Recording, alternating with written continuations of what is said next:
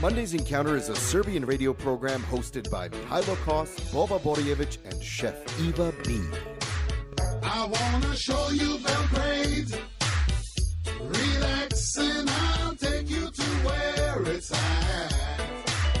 I'll put on my invisible hat and walk you across the road. Vesti iz kulture. 20. maja 1985. godine, tada jugoslovenski, danas srpski režiser Emir Kusturica osvojio je prvu Zlatnu palmu, koji je u Kanu dobio jedan film sa prostora bivše Jugoslavije.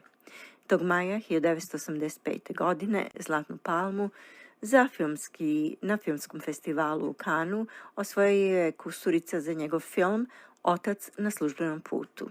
To je bila udarna vest u informativnom prime time-u. Bojan Žbosiljčić je radio kao predstavnik za kontakte s javnošću u filmskoj producentskoj kući Forum u Sarajevu, koja je proizvela ovaj antologijski film. U znak sećanja na dodjelu prve Zlatne palme filmu Emira Kusturice, ovaj naš uspešni pisac, novinar i filmski kritičar napisao je pesmu Zlatna palma, srebrni lav.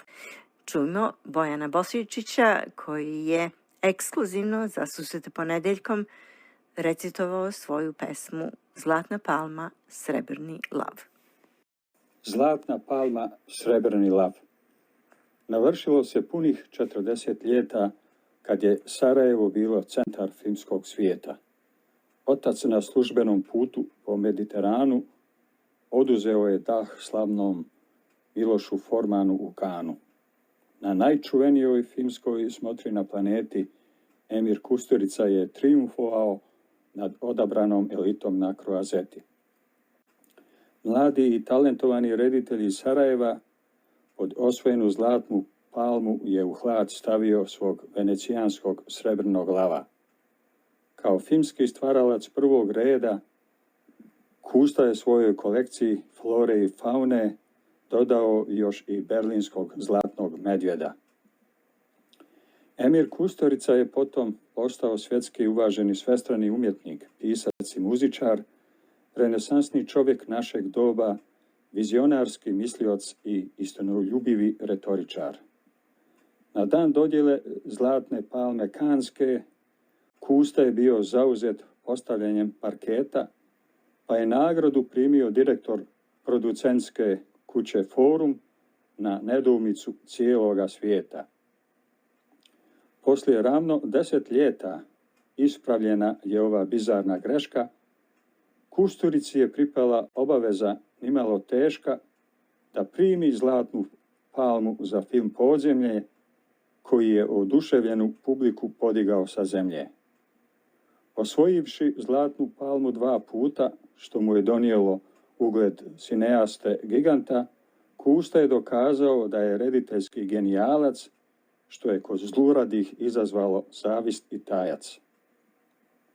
Sjećam se tih nestvarnih dana 1985. kada sam bio ushićen kao malo dijete. 20. maja Kanska Zlatna palma našla se u koferu oca na službenom putu, pobjedom okončavši zacrtanu maršrutu. Cijela ondašnja Juga bila je omađijana slaveći ovaj filmski uspjeh bez presedana.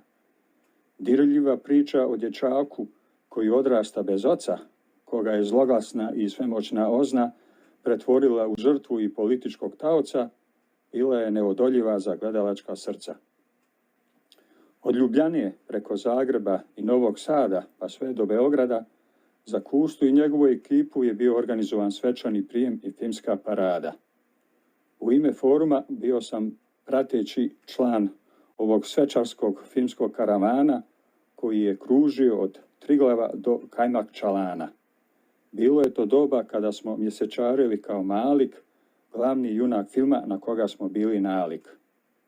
U inspirativnom društvu sa Kustom, vrlo pronicljivim i duhovitim čovjekom, proveo sam divne, prosvjetljujuće dane, ne sluteći da će to sve docnije sa ratom da u uspomene nestane.